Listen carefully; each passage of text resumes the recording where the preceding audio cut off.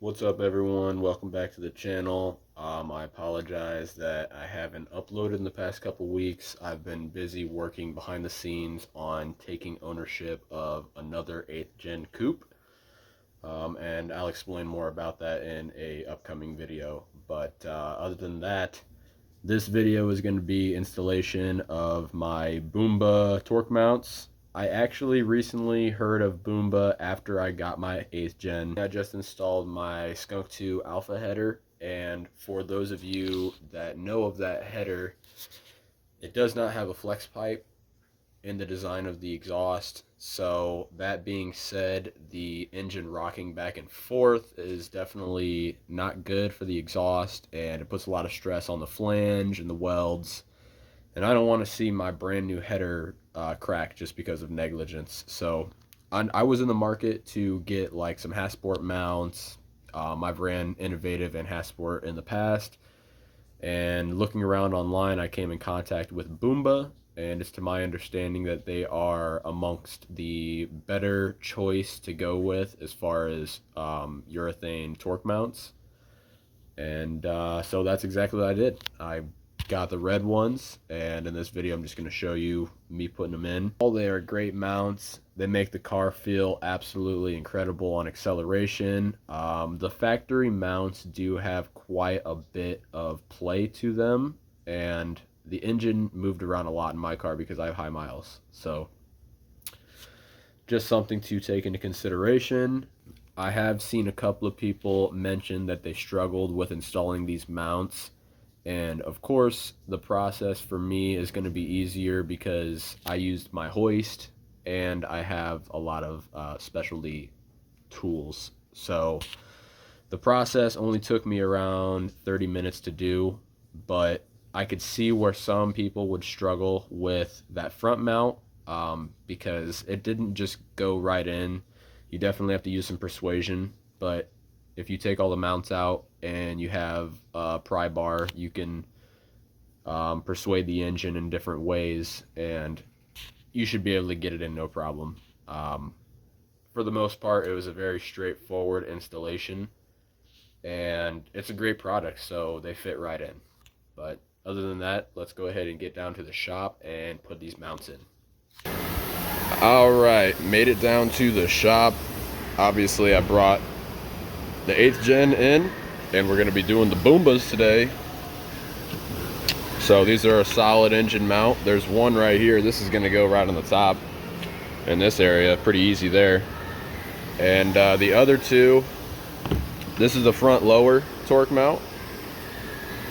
Still is going to be pretty easy for me because I work in a shop, so I'm just going to put it up on my hoist. And then this is the bottom lower mount in the back, the dog bone. So I'm going to start by taking all of my mounts off. There's still a passenger and driver side engine mount holding the engine up. So you can take all these mounts out. And I've heard some people struggling on these. Take all the mounts out, and then you'll be able to move the engine forward and backward enough so you can get to the bottom front and the bottom rear. So I'm going to throw it up in the air really quick, and let's go ahead and start taking the mounts off. And like I said, this top one is by far the easiest. You've just got 3 17 mils right here. Take all 3 of those out.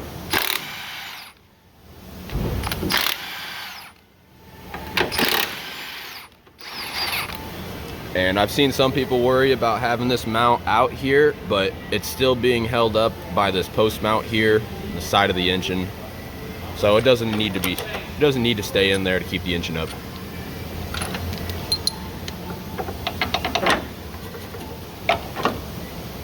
So there is the top torque dampener mount.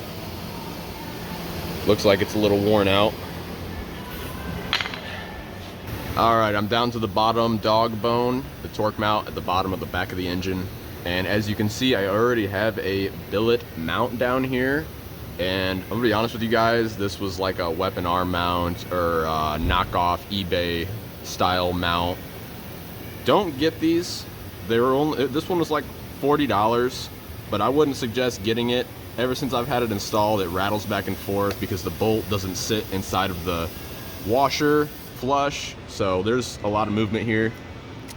But anyways, you go ahead and take out this 19 mil here and this 19 mil here. This is gonna be the front mount in this area. This 17 mil nut on my car has a welded little elbow that connects into there so it doesn't spin while you're tightening. So if you want to, you can come to the other side and just get you a 17 mil ratchet, pop that 17 bolt out.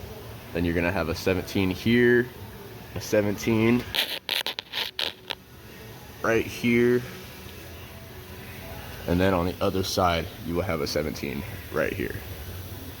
And I did get the bottom two mounts on. This bottom dog bone, from my understanding, it goes the direction that it's facing in right now, but funny fact, you can actually flip it around and use it the other way too. So I'm just gonna use it like this. I don't really know if it even matters, but got the rear one on. That's just two 19 mils. That one's actually pretty easy to take off and get back on. I'm not gonna say that this one was hard to install, but it definitely was the hardest of the three, considering the other two were very easy. As long as you have a pry bar, maybe a flex head ratchet, you should be able to move the engine back and forth and get all three 17 mils in. At first, mine weren't lining up, so I actually put this bolt through the front mount here and then lined all three of these holes up by moving the engine back and forth with my pry bar. So I went ahead and saved the best for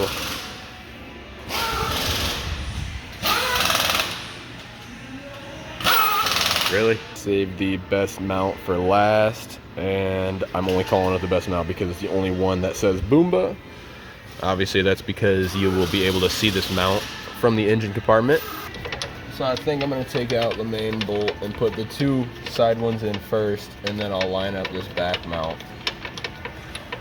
In fact, that would probably be the best way of doing it.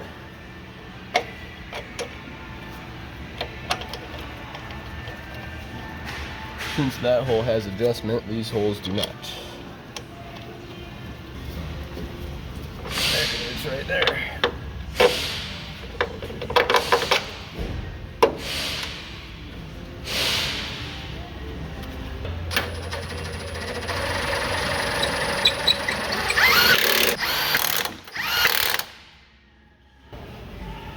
So we finally got the last mount on. Obviously that's the coolest mount because it says boomba and you can see it from right on top. Definitely a cool little piece. Also not sure if you guys could tell or not, but I did get my HFP front lip put on the car. Paint matched it with the color match taffeta white. Let's take a second to look at the mounts that I removed. This was my front mount, and obviously you guys can see the mount was bad. I was getting vibrations from this one specifically. So this one will probably be the biggest difference. And then the top torque mount as well. This one probably wasn't bad, but still got high mileage. And we're gonna see a difference with that. I had already replaced the dog bone mount underneath. This is just an eBay mount for about 35 to 40 bucks. Don't recommend getting this because the hole is wallowed out. It's too big for the bolt. So you get kind of like a chattering back and forth play when you install this. So I wouldn't install that. That's junk. Stock mount over that for sure. But yeah, I went ahead and shot for the boombas. Now we just got to find a spot for the boomba sticker. And I'm a little filled up on my box, so I don't know where I'm gonna stick that. But we'll find a spot. That's the least of the worries.